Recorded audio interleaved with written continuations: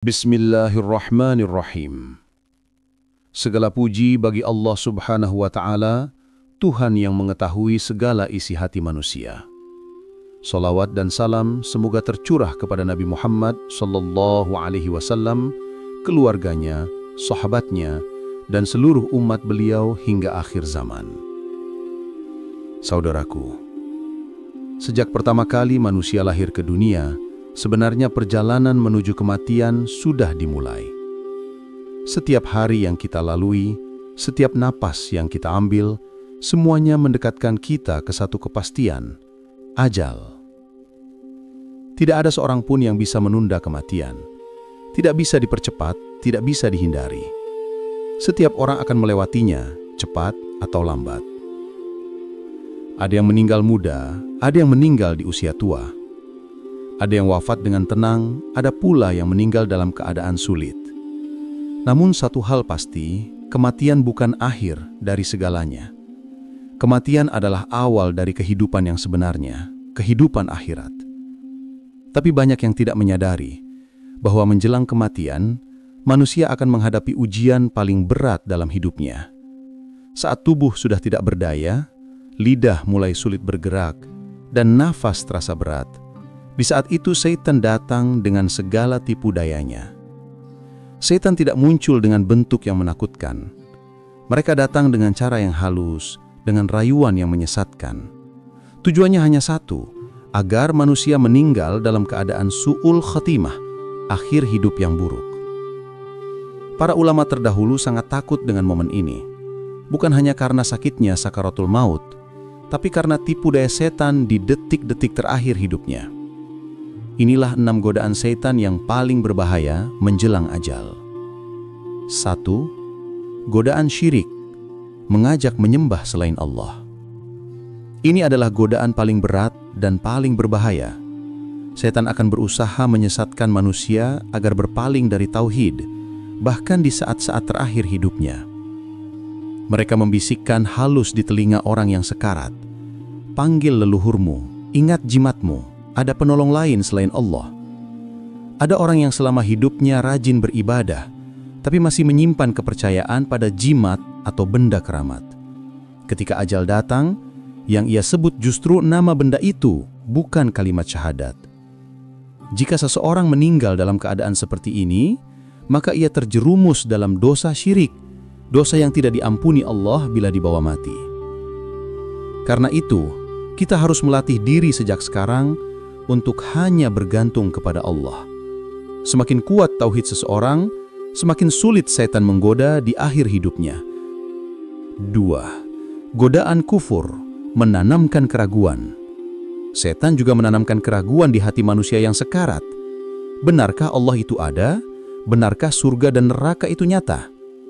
Saat tubuh melemah dan pikiran tidak jernih, bisikan seperti ini bisa menyesatkan. Kalau iman seseorang tidak kuat, bisa saja ia meninggal dalam keadaan ragu, bahkan kufur. Imam Ahmad bin Hambal pernah digoda setan menjelang wafat. Setan berkata, "Kamu sudah selamat dariku, wahai Ahmad?" Beliau menjawab, "Belum, aku belum selamat darimu sampai benar-benar mati."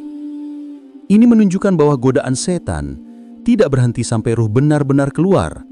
Karena itu, mintalah kepada Allah agar hati kita diteguhkan, perbanyak zikir, dan pelajari akidah yang benar. 3.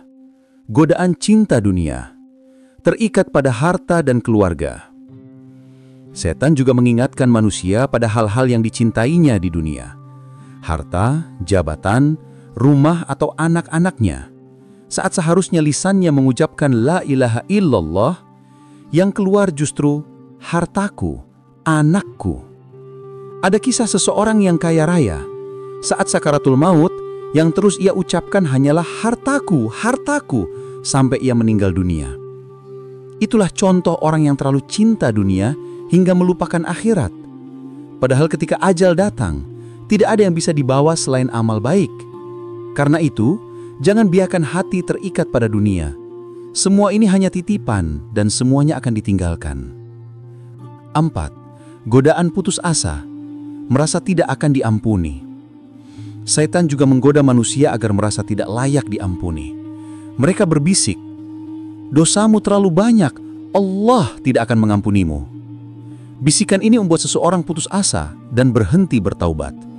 Padahal Allah berfirman dalam Al-Quran, Surat Az-Zumar ayat 53, "Janganlah kamu berputus asa dari rahmat Allah. Sesungguhnya Allah mengampuni dosa-dosa semuanya." Selama ruh belum sampai di kerongkongan, pintu taubat masih terbuka. Rahmat Allah lebih luas dari dosa siapapun. 5. Godaan husnuzon palsu. Merasa pasti masuk surga. Setan berbisik, "Tenang saja, kamu pasti masuk surga. Tidak perlu tobat, tidak perlu menyesal." Padahal ini bukan husnuzon yang benar. Ini adalah kelalaian yang disamarkan. Husnuzon yang benar adalah tetap berharap kepada Allah sambil terus beramal dan memperbaiki diri, bukan merasa aman dalam dosa.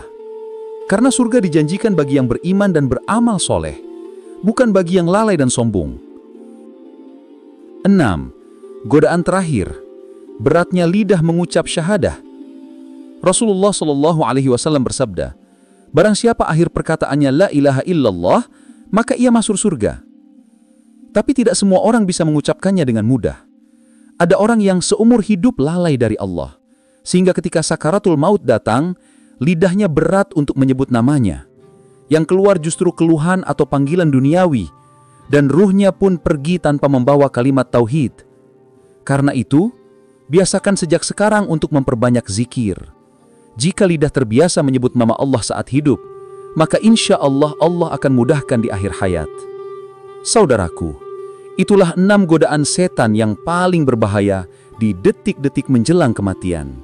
Syirik, kufur, cinta dunia, putus asa, husnuzon palsu, dan beratnya lidah mengucap syahadat. Setan tidak akan pernah berhenti menggoda manusia sampai ajal menjemput. Namun Allah akan menjaga hamba yang selalu berpegang teguh kepadanya. Perkuat iman, perbanyak doa, dan latih lidah untuk selalu mengingat Allah. Ya Allah, lindungilah kami dari fitnah hidup dan fitnah mati. Teguhkan hati kami di atas agamamu. Mudahkan lidah kami mengucap la ilaha illallah di akhir hayat kami. Dan wafatkan kami dalam keadaan husnul khotimah. Amin ya rabbal alamin. Kalimat penutup. Ingat, kematian itu pasti. Tapi bagaimana kita menghadapinya? Itu yang menentukan segalanya. Wassalamualaikum warahmatullahi wabarakatuh.